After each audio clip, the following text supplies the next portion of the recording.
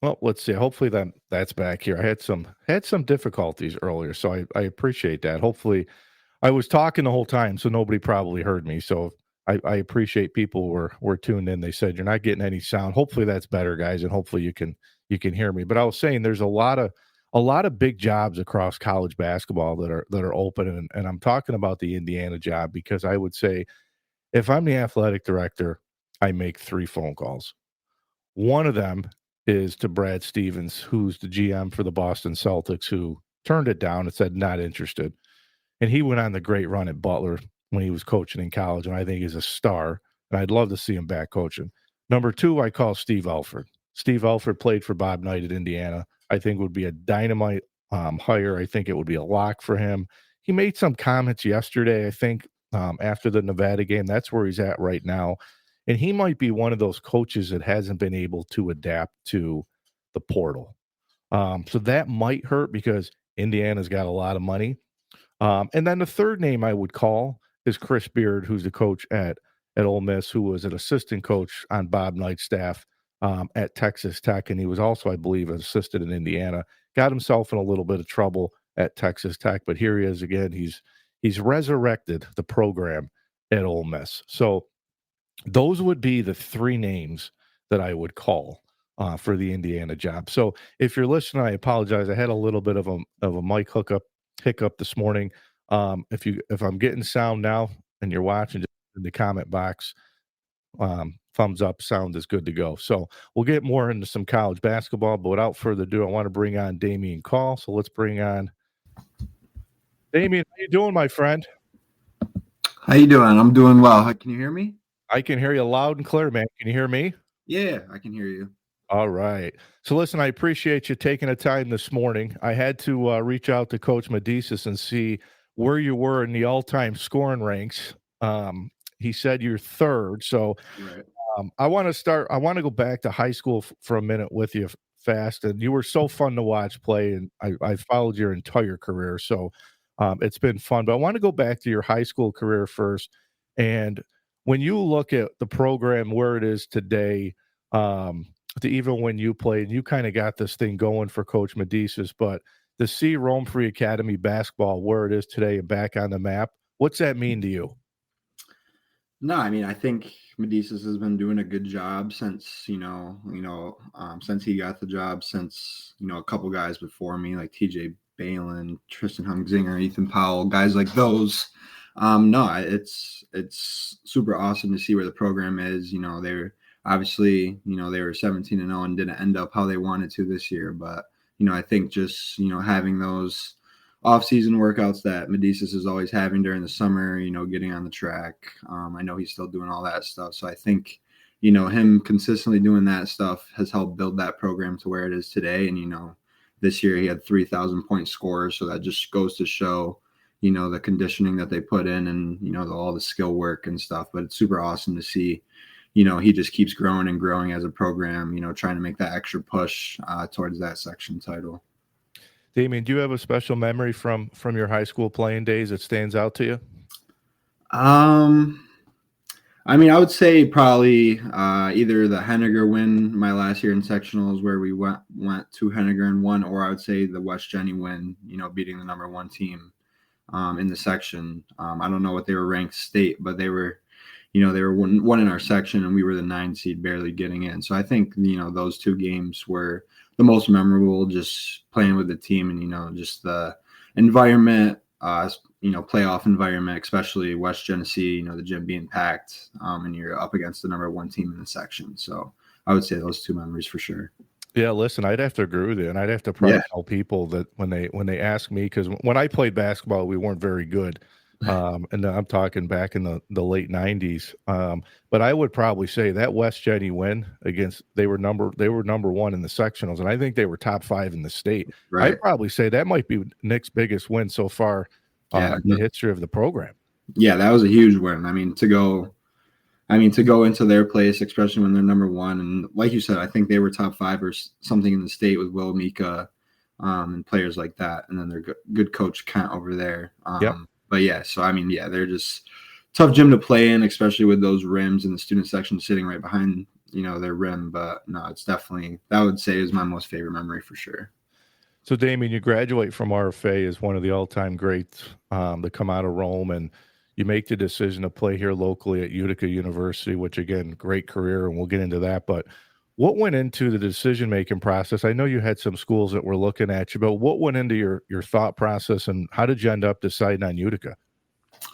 Yeah, so I didn't really know what I wanted to do, where I wanted to go. I know I played AAU ball, traveled a little bit. So, I kind of knew what playing out of the state or out of the area, what it might look like. But, at Coffey, Coach Coffey was recruiting me since I was a sophomore, and then he kind of got away from me, just saying like, I don't think you're going to, he said, I don't really think you're going to come to Utica. Like, I think, I don't want to sound like cocky or something, but he said, like, you might be too good for Utica when I was a sophomore. And then we kind of linked up back around the end of my junior year, senior year, as I was trying to make a decision. And, he just, I think I just wanted to, stay local, stay around my family, like allow my family to, watch me play, watch the team play. Thank God we had all the success we did through all that hard work and stuff. But I think, just Coach Coffey coming to a majority of my games my senior year, I want to say him and the assistant coach made it over to, I want to say we had 20 games. They made it to at least 15 of them. So I know just the effort, being valued. I wanted to be valued. I wanted to be, put somewhere where I could make a difference, immediately. And then, kind of COVID messed the whole first year up and stuff. But I think those were the main points, just Coffey in the program, showing interest, showing, what I would be able to do in the program, and just stuff like that. But, just being down the road from Rome and allowing, my family to be there and, others that are from around here, allow them to watch me play. And you guys have been on a great run too in your time. I think you guys have made it 3 NCAA tournament appearances, and you went back to back this year in the Empire 8, and you guys finished with 21 wins and an NCAA tournament spot. Talk to us about your career when you started at UC to your senior year, and again, 1,000-point score, which is fantastic to have 1,000-point score in high school and then do it at the college level. But from your freshman year until your senior year, how'd you develop? I think I developed a lot. My freshman, sophomore year, I was a younger guy. There's a lot of older guys on the team. I was just kind of following their lead, and whether it's games or workouts or whether we were hanging out or stuff, they were always good guys to follow, especially in the basketball aspect of stuff. So I was just kind of following them, following their lead. It was ultimately their team. They were the juniors and seniors of that group. They've been playing together for 4 years. So I was just, playing with them, developing. The COVID year was a little weird, but then once I got back into, my sophomore year, things started to get back to normal. But I think really after that sophomore year, I had the injury where I tore my UCL in my thumb. So I was out for like the first half of my junior year. And then after that, I think finished that junior season. I think we lost in the semis. So our season was cut short, even though we were the 1 seed. But I think after that, through my freshman, sophomore, junior year, those years I was, I don't want to say following, but, I was just kind of there, following the lead from others, the older guys on the team. But I think after that, so my past 2 years, I really had to develop into a more complete player, kind of, whole floor, not just, offensively or defensively, doing all the little stuff. And I also think I had to grow into, more of a leadership role, being the team captain the past 2 years, and then with Justice and Tommy last year, and then just by myself this year. I think, growing into that leadership role has helped me, helped the team. So I think that would be one of the biggest changes. But I think developing wise basketball, I think just, improving my ball handling. I think I did that well over my 5 years at Utica. Shooting, adding a little mid-range fadeaway, instead of sometimes when I can't get all the way to the rim, stuff like that. And, I think I improved a lot on the defensive side, being more versatile at the end of the season. I'm considered a forward or a wing. At the end of the season, I was stuck in the playoffs guarding, little guards running around, 6-foot guards that are quicker, faster than me. So, I think that's where I'm changed the mostly, defensively, and then, just adding like that mid-range and, just trying to take better care of the ball, but also that leadership role, especially the past 2 years that we won. So take us through the Empire 8 tournament. You guys played Nazareth, who you guys, I believe, had split during the regular season. I think you beat them in overtime at home. Right. You beat Houghton 80-68, and then I wasn't at the championship game, but from everybody who was at that game against SUNY Poly, they said that was one of the best atmospheres at a college basketball. And I'm saying at Division 1, 2, or 3 level, that was one of the best atmospheres. Take us through first the championship game and what that atmosphere was like. Yeah, the atmosphere was crazy. Easily the craziest atmosphere I've played in college, or I'd say ever, really. I mean, RFA was pretty crazy too, but that was just a whole different experience. I mean, coming out, you got an hour until tip off, and the gym's already, the Poly side is already full. They got there super early.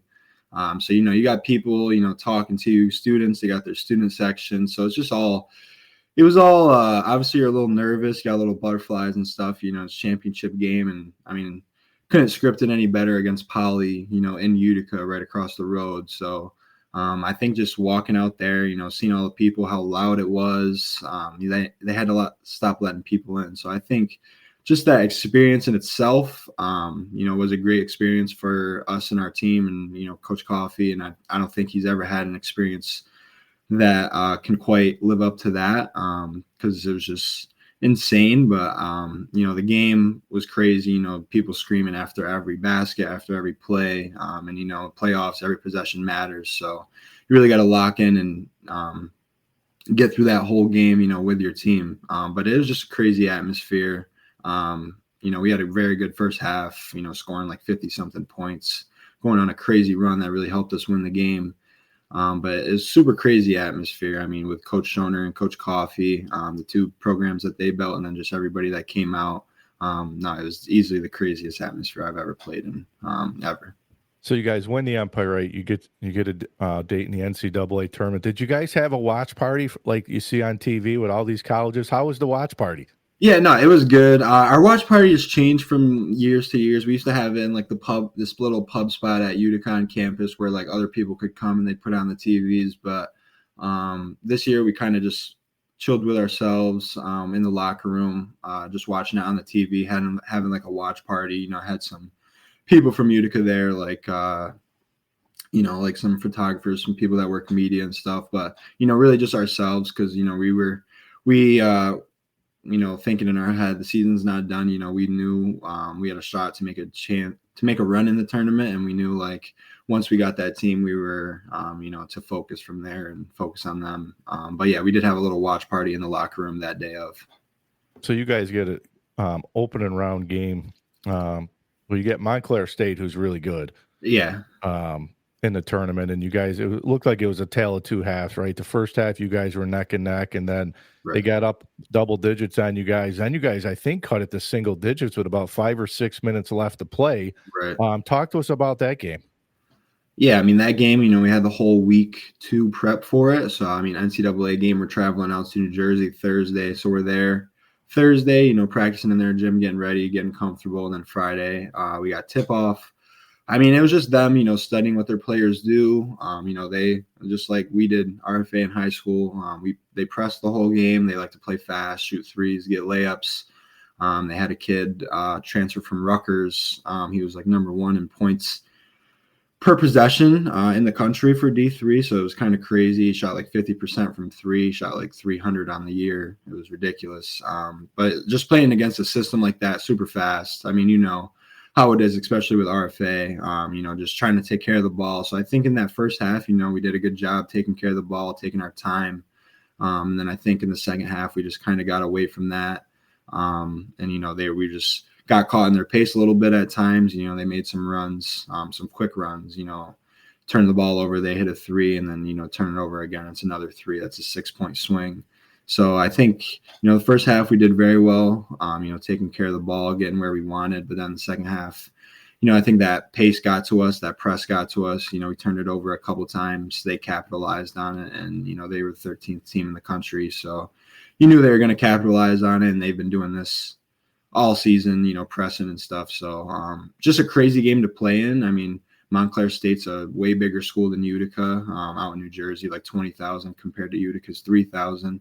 But I think we had it at halftime. We were, like you said, we were down 1 and we were neck and neck. But second half, they hit some threes and, couldn't crawl our way back from that 12 point deficit. I know as a young kid, even myself today, and I wish I was a young kid again. And I was just saying before I came on the air, I get all excited because I'm a college football junkie, but I love college basketball. And today's the greatest day of the year when we get the selection show, and then we'll fill out the brackets. Yeah. And, at any level to play it at a high level, whether it's Division 1, 2, 3, I always think it's special for these tournaments. And you got an opportunity in your college career to play in an NCAA tournament. What's that mean to you? And I'm sure you were a young kid filling out brackets, get all excited for March Madness. How cool was it for you to play in an NCAA tournament? Yeah, I mean, it's awesome. I can't even describe the feeling, being able to go travel somewhere. I mean, with your teammates and your coaches, you're hopefully coming off that high of, winning a championship, and you got, motivation to go make a run in the tournament. But I mean, it's just a super surreal feeling. I mean, once you just get there, I mean, once you enter the month of March, it's just a whole different beast in terms of basketball, like just every game, every possession.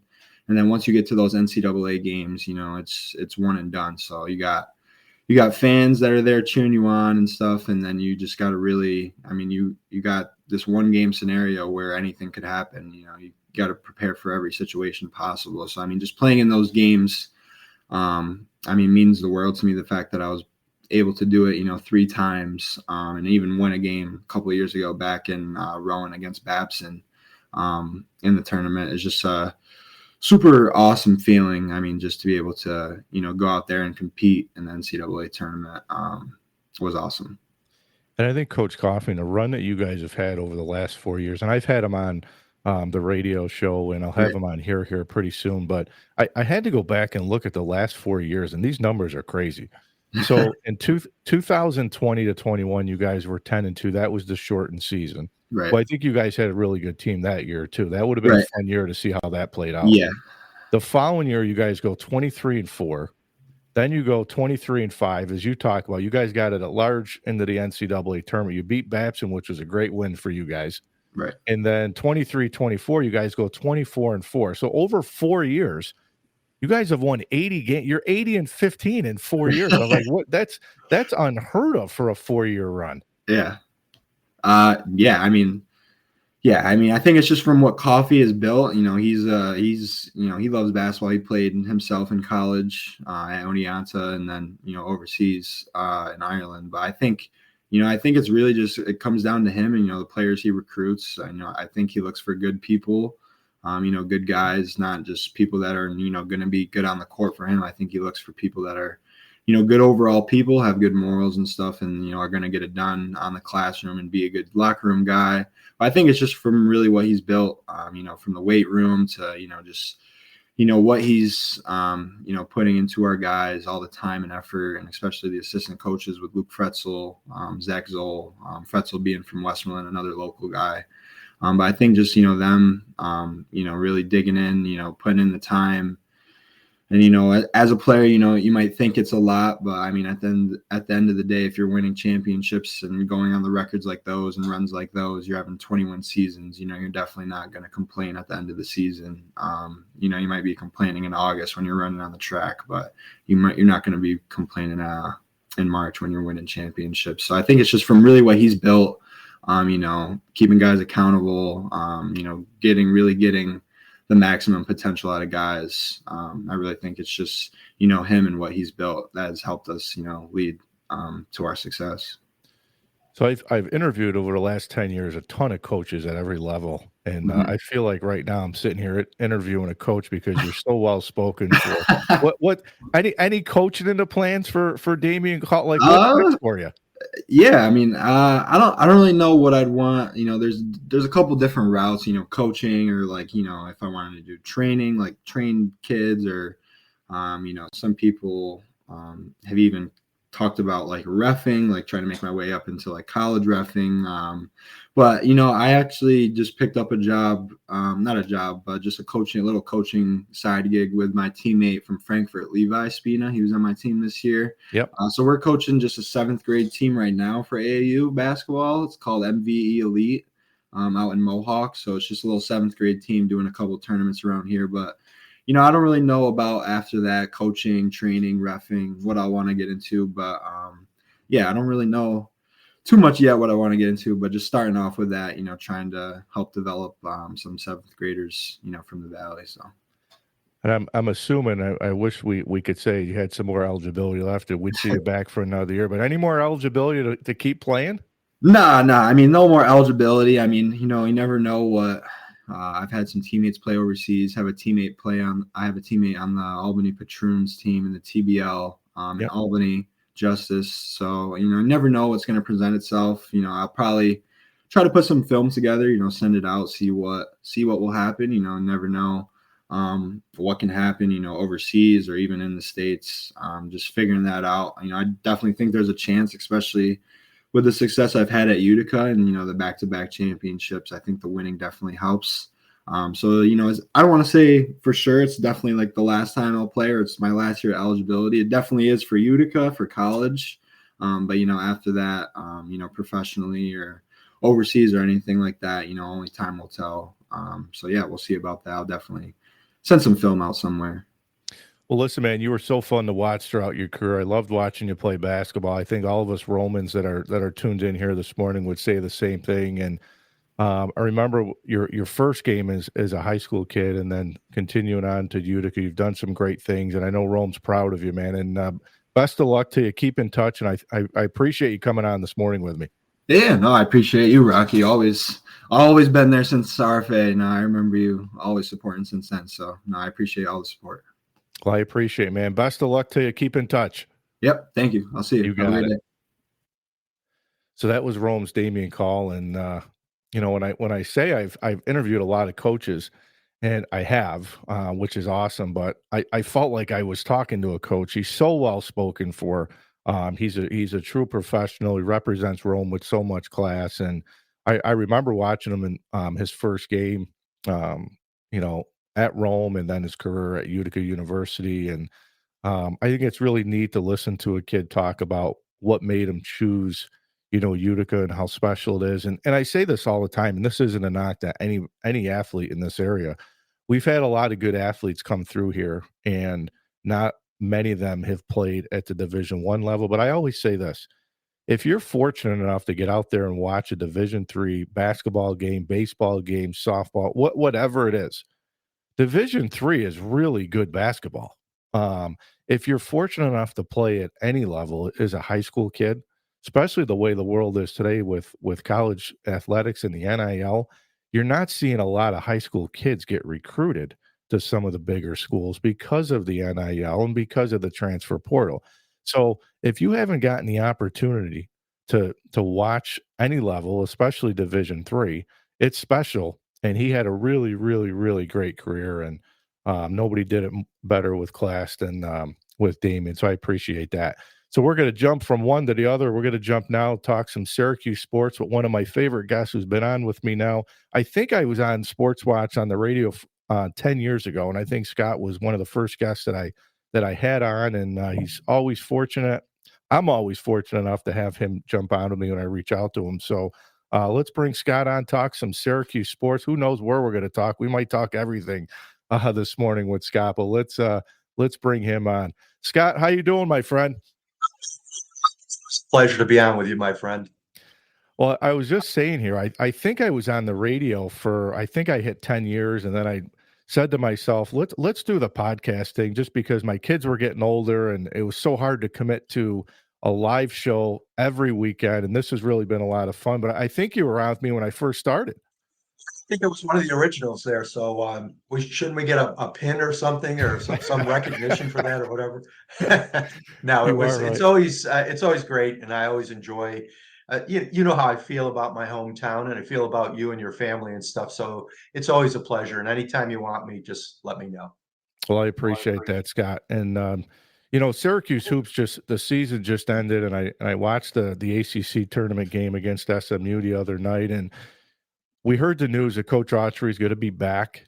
I think, Scott, I was one of those guys, and Medicis and those guys they heckle me all the time because they say, well, you're not a Syracuse guy. You always badmouth the program. And I was one that said, unfortunately, I would move on just because, again, the way of the transfer portal, the NIL, I just think that he's really struggled there the first few years that he's taken over for Coach Boeheim. I think there's a lot there. I'm going to start out by saying that I don't know if Red Autry is a good head coach or not. I don't know if anybody does right now. It hasn't looked well, particularly this season. This was a team that, played sporadically. I think the injuries to Freeman and JJ Starling, you missed him for I think 7 or 8 games. I think that really hurt. But even if I was trying to project, even if Freeman had continued to play, had not gotten hurt, he was the highly touted freshman, probably I think the highest ranked incoming recruit since Carmelo Anthony. Yep. If let's say like he had continued to progress, and was a double guy every night, they would have probably had less problems scoring, but they still were a flawed team defensively. But going back to this whole thing, there's a lot at work here now, Rock, that wasn't a factor, several years ago, and that is the whole NIL thing, the collective, how much money you are paying guys. And you and I may not like this, and I don't, what college sports is becoming. It's a big business now, and it's just really chaotic. But Red Autry, I will blame Syracuse. I will blame John Wildhack and Syracuse for not being ready for this. Essentially, in that, if you look at, I'll give you a comparison. If you watch last night's ACC championship game between Duke and Louisville, right? Well, if you remember, Rock, last year Louisville was terrible. I mean, they were terrible. They were the worst team in the ACC. And how did they turn it around? They hired a new coach. He brought in all his guys, essentially. And they also, if you look at it, they had a budget, an NIL budget, name, image, likeness budget there of I think over $4 million to pay their players. Syracuse, meanwhile, was slow to the game. And I think their budget was somewhere around the 2 million mark. So look at the disparity you already have. And again, I don't like it, but the reality is that you better be, if you want to play with the big boys, you're going to have to pay the big boys with the big boys. And I don't think Syracuse was prepared for that. So I will cut Red some slack as a result of that. I mean, look at the guys they lost. The kid to Duke, you got Richard is a prominent player for Rick Pitino, right? And St. John's, and St. John's has a massive amount of money that they paid for their players this year. So there's a lot at work there. All that said, I don't like the way Syracuse played this year.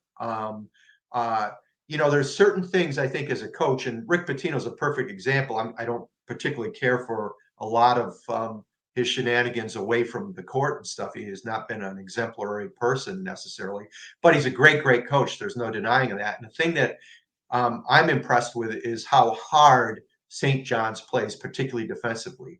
So there's a couple of things as a coach and as a player that you can always control, right? You can always control your hustle, your amount of hustle. That's the energy level. You can control that regardless. Your shooting might be off, this and that. And I think the other thing that's an indication of a team that plays hard is a team that gets after it defensively. Defense is effort. And we see how many players do we see that are very good offensive players but can't play on the other end. So there's a lot at work here. And, Red Autry has a great class coming in next year, including Carmelo Anthony's son. He's got a highly rated. So we'll see. But as a friend of mine said, he's got a great recruiting class, so don't make a change or whatever. But can he coach? And I go, I don't know. He might be. I've covered sports long enough, Rocky, to know that there are some people who are great assistant coaches, great coordinators, are not head coaches. It's a totally different thing, as you well know. You've got to be kind of the CEO of your entire program. and you got to be responsible for everything. Whereas I'm a position coach or whatever, or a coordinator, I have a unit. And so that's, and that's a whole different thing, as you well know. Scott, a lot of people say, Syracuse is, and like many schools, Duke's done it. They've kept it in-house with these Duke guys and the Syracuse guys. And you look not too far down the road, and you see the year that Jerry McNamara had at Siena. Now, he didn't make the NCAA tournament, but I think GMAC won 14, 15 games, which was a huge turnaround. And many thought that he was the guy that would follow Boeheim with, big favorite on Syracuse, can recruit. Does this do anything for him, being that he decided to step away from Syracuse, take his own program? He had some success in year one. If it doesn't go well for Autry next year in year three, is GMAC a possibility, or do they go outside the Syracuse norm? So long. I had a very unpopular view of this whole thing last year, in that I felt that you should have conducted a national search for a coach. There's real dangers at times of staying in the family, so to speak. Yeah. How many businesses have we seen sons and daughters have taken down, that they inherited from their father or mother.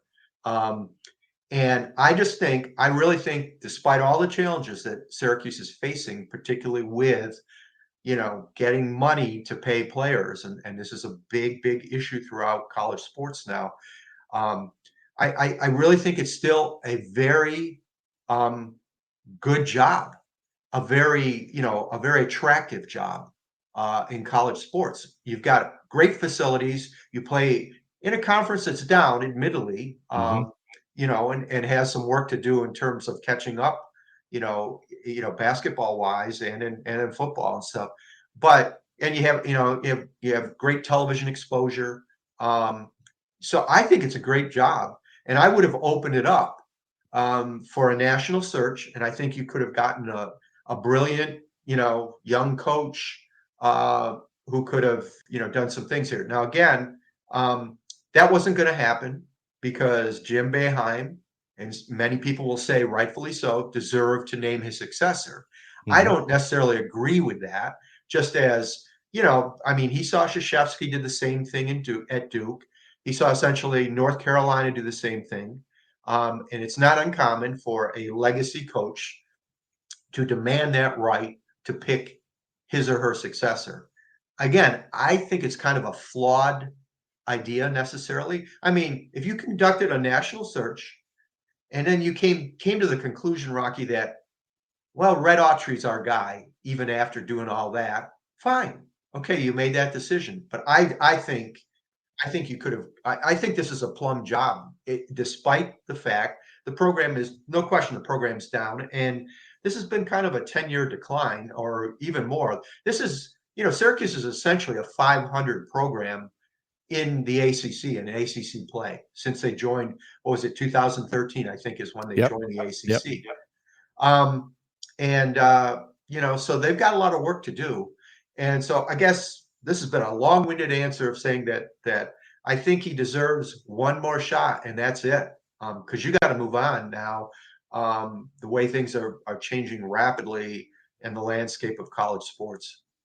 Scott, if we go back to the play on the court this year, they didn't shoot the ball fairly well at all. I think they were just over 30% from the three-point line, and I think, they were below 50% from the field in general, and they turned it over a lot too at times. And I know Starling had the injuries, and I thought when he was healthy, played really well down the stretch for Syracuse, but little sloppy play during the year. They didn't shoot the ball fairly well. I know that's something Autry can't control, but you got to shoot the ball to win games, right?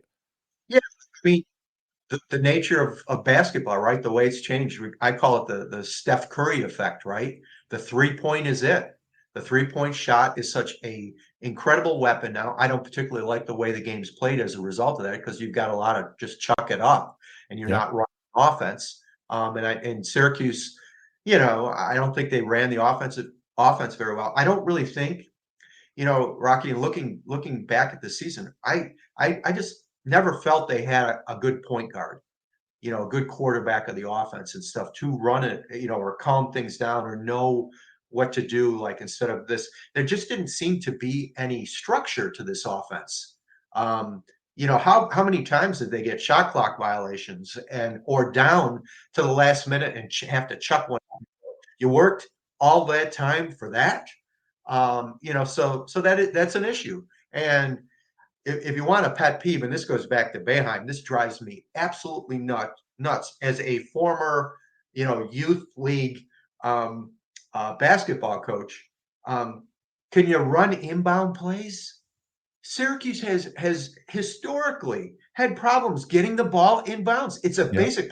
I'll give you a mimeograph sheet with 5 plays to run. Right? Like, come on. Like, and if 6th and 7th and 8th graders can comprehend that, I think that guys who've played their entire lives travel ball on AAU should be able to run an inbounds play. So anyway, but that's a little aside that again is part of like when you get back to criticism of coaching, like that's a fundamentally unsound team, but yeah, I can't remember the kid's name, but they have a great 3-point shooter coming in from Australia next year as part of this class who's highly rated. And I think that Carmelo's kid is a very good 3-point shooter. Will it translate in the college game? We'll see. They've played high level AAU and high school basketball. We'll see how it translates. But there's a lot of work to do. They need to become a better 3-point shooting team. And that means not having one 3-point shooter out there. Yeah. You pretty much have to have 3 or 4 shooters, in today's game to be effective and not be able to take away those shooters. You know what I mean? Like you have strength in numbers, so to speak. And defensively, they were just to me, or a horrible team that faded in the second half. And it's a combination of things, right? Like complementary basketball, shooting the ball well, playing defense, running an offense. There's a lot of things there, and they were not a great free throw shooting team, so that probably cost them a handful of games as well.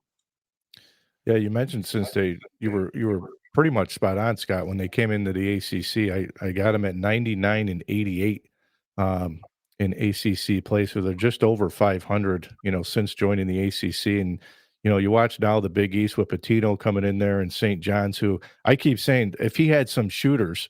I mean, St. John's is really good this year. Imagine if he had some shooters. How much better they would be. But you look at this Big East and you sit there and say, man, wouldn't it be pretty cool to see Syracuse back? Bring the old Big East back with Georgetown and Villanova and all those teams to see them. But I know there's no chance of them ever going back to the Big East. But man, it'd be fun. The Big East has been good.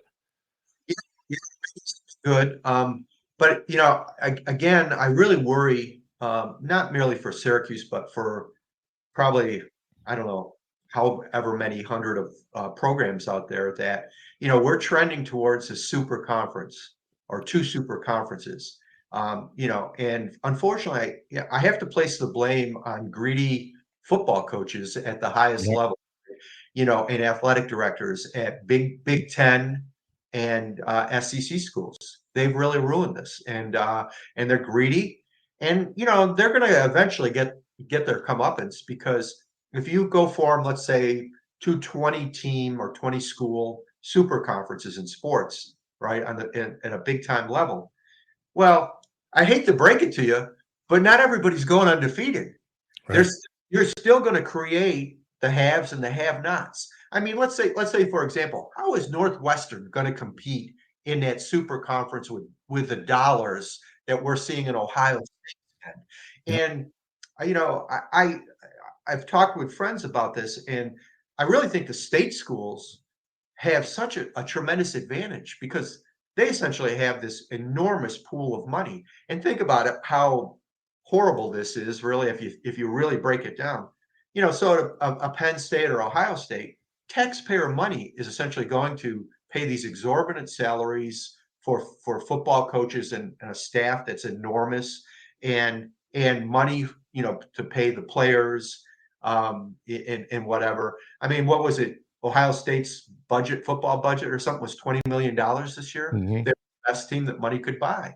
And I don't know how a Syracuse, a smaller private institution, or many of these other schools can compete down the road. It's a chaotic, greedy situation right now on all parts. And I don't like it, but I also realize, like, at some point you're going to have to set up some structure for this. And I had proposed, like, you want to go, like, say, 7, 10 team divisions and one big conglomerate major college sports league, like the NFL only have 10 divisions or whatever, or 7 divisions of 10 teams, in a perfect thing. Like, I always thought that had the old East Indies, which were football schools that essentially you were talking Penn State, Syracuse, West Virginia, Boston College, Pitt, Maryland. You could throw in the Navy and Army if you wanted. That was for the longest time, that was the ECACU. It was an independent conference, but it made perfect sense because you would have decent football schools in there, right? With historic programs and stuff. And that would have been the ideal situation. And again, like, Penn State's not leaving the Big Ten, or what is it, the Big 16 now, Rocky? Right. However many, my math's not good, and neither is theirs. But that would, so do it geographically that made sense. Come up with, this conglomeration of 70 schools, and I just throw that figure out there, and have things, again, conferences make geographic sense. Cal and Stanford playing in an Atlantic Coast conference. And how stupid is the whole thing, really, when you boil it down to the think about it, Rocky, the Olympic sports, the non-revenue producing sports. So I got to send my field hockey team, my women's field hockey team, or my men's volleyball team from Syracuse to Cal, let's say, on a Tuesday night. How much is that costing me? I mean, it makes no sense. Plus, how much time am I taking away from the student athlete from class time just to get to the coast? And even if I go out, okay, they're going to go out and we're going to play 2 games out there because Cal and Stanford aren't that far away. Even then, it just makes absolutely no sense. And it's all about greed. And I'm really down on the athletic directors and university presidents who really don't care. It seems at the highest levels. Like, I got mine, I don't care about the rest. Well, you're seeing now in college, I mean, North Carolina with Belichick, they brought in a GM, and you're seeing more of these schools now bring general managers in and running it like professional sports. And really it is, right? Because we're paying the athletes. Scott, real fast, I know a lot of Syracuse fans want to talk Syracuse football already. They were ready to move on. You got Syracuse lacrosse that's on right now. They're always fun to follow too, the women and the men's side of it. I looked at the Syracuse football schedule for this coming year, and I said, Fran Brown got a good one in year 1. Now year 2, it's a much tougher schedule for the football team. Yeah, this is, I think, what was it, ranked like the 13th? And the only ones are maybe Big Ten and SEC schools who have to play a number of their own, under the new arrangements and stuff. But yeah, this is a brutal schedule. Not only is it tough, like when I think they're playing, you're playing Notre Dame, you're playing Miami, Tennessee you open up with in a neutral site, but it'll be more of a Tennessee site. Let's face it, down south in Atlanta. There's something like they have like 4 playoff teams, I think, and they're all on the road. You're playing like Notre Dame on the road. You're playing Tennessee essentially on the road. And it's brutal. It's absolutely brutal. And that's why I try to say, and you're doing it without Kyle McCord. You don't really know who your quarterback's going to be. It's brutal. And I try to tell Syracuse fans who tend to be impatient and want to run people out of town very quickly. You better have patience with Fran Brown, and you better not say, because if Fran Brown, I'm telling you right now, Rocky, if Fran Brown goes 6-6 with that schedule, he really merits Coach of the Year recognition. I mean, it's brutal. Yeah. It's brutal, and it's all on the road too. Most of that, the major ones. I mean, Syracuse fans will get to see the hoodie Bill Belichick come into the dome. That'll be kind of fun. But yeah, so Fran's he had the largest high school class coming in. I think he's doing things right. I think he's done a thing that I really like, and that is he's really rebuilding the bridges that were broken down by recent Syracuse coaches in terms of developing relationships with high school coaches throughout New Yep. York State. Got to do it. Mac knew you had to do it. Pasqualoni knew you had to do it. And so there's Fran Brown participating at the Turning Stone, Yep. resort at the New York State coaches, high school football coaches concert. You got to do that conference. You got to do that. And I think he understands the value. You have to build relationships with coaches, and you have to give back.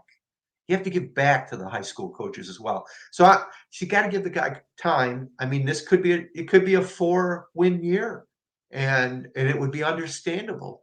But you're building something here, and he's got a lot of really highly touted high school recruits here. You got to give them time to mature and physically, mentally, emotionally. It just doesn't normally happen as a freshman, So, particularly with the big boys up front, they got to get physically stronger and in order to play at that level. So, yeah, it's brutal, but give Fran a chance to build something here, to truly build something.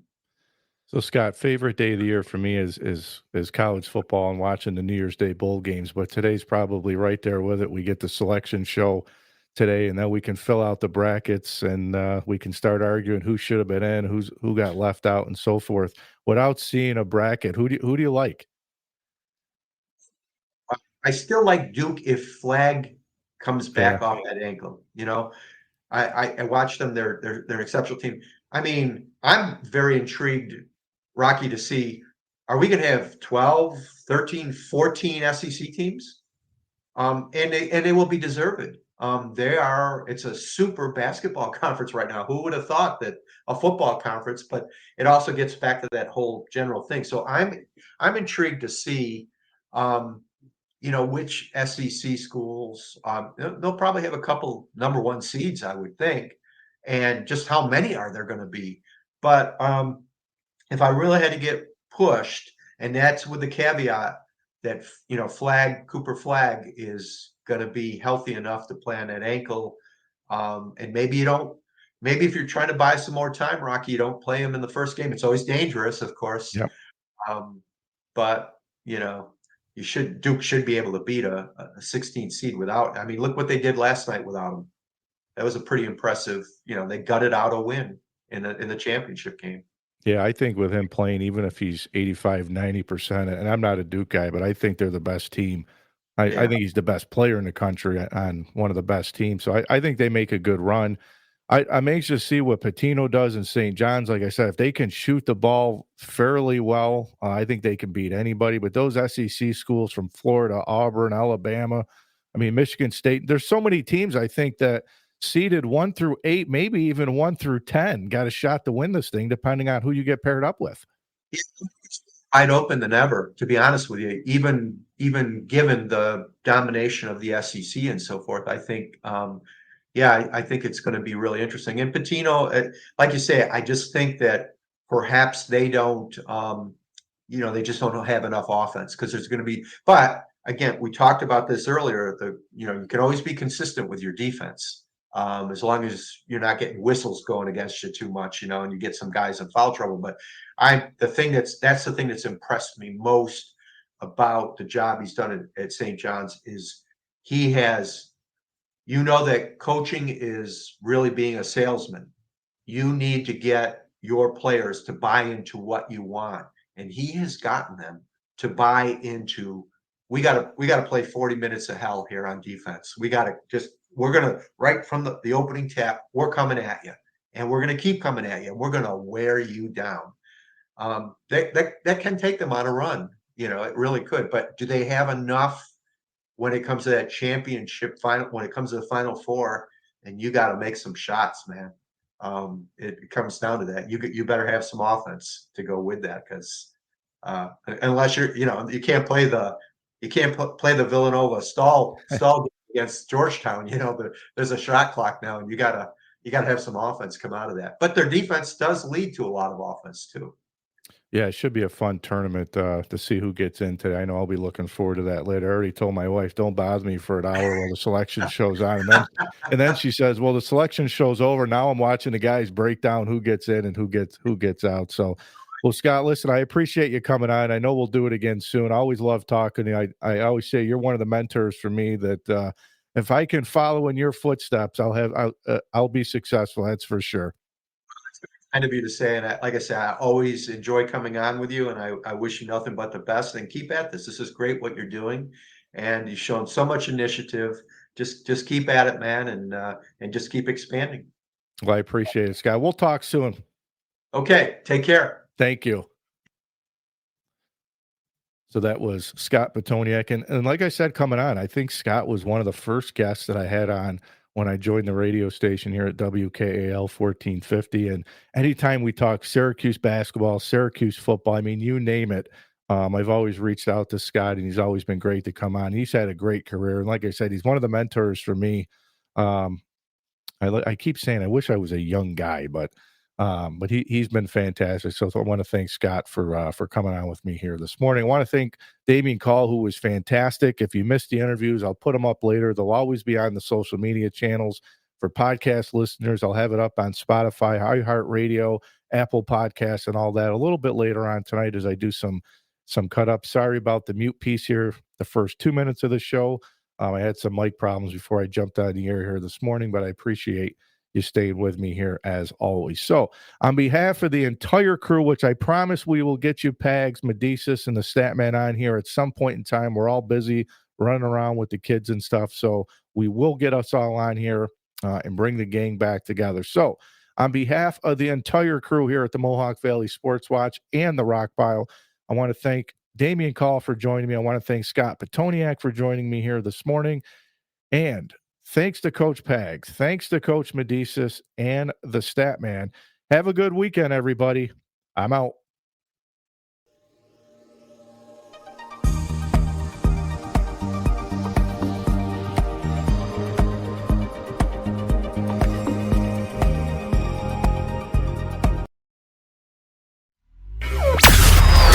This has been the Rock Pile Podcast. This is where you come for authentic conversations with athletes, coaches, teams, business leaders, and so much more. It's our passion to dive deep into the highs, the lows, and the obstacles that shape incredible stories of resilience and triumph. Right. We hope you've enjoyed the show. If you did, make sure to like, rate, and review. Find us on Facebook, Twitter, LinkedIn, YouTube, Spotify, iHeartRadio, and Apple Podcast. See you next time on The Rock Pile.